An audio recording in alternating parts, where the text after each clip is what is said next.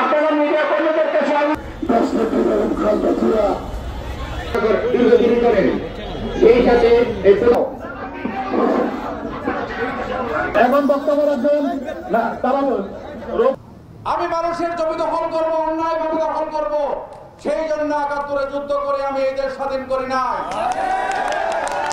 আমি এরকম এমপি হতে চাই না।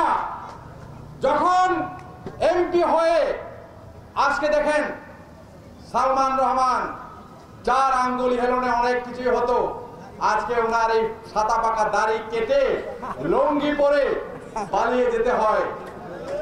লজ্জা এবং লজ্জা। এরকম রাজনীতি করার তো কোনো দরকার নাই, কোনো প্রয়োজন নাই। এরকম রাজনীতিবিদ আমি হতে চাই না।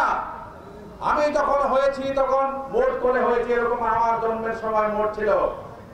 আর আমি যখন মরবো তখন হাত এরকম খোলা থাকবে। আমি কিন্তু এই টাকা পয়সা জমি জিরা কারখানা অট্টালিকা কিছুই নিয়ে যাব না।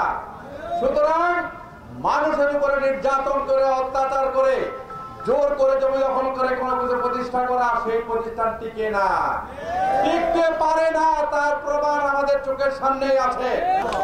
আমি আপনাদের মনের মধ্যে পবিত্র একটা জায়গা চাই, ঘৃণা এবং ধিক্কারের জায়গা আমার কোনো প্রয়োজন নাই।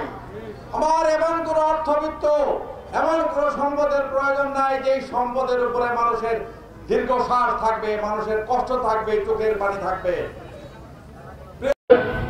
আজকে দোয়া মাহফিলের সম্মানিত সভাপতি বীর মুক্তিযোদ্ধা, ওনার মুখ্য ভূমিকা কিন্তু আমরা রেখেছি, আপনারা পাশে ছিলেন। দল বিএনপির নির্বাহী কমিটির অন্যতম পৌর বিএনপির সংগ্রামী সাধারণ সম্পাদক।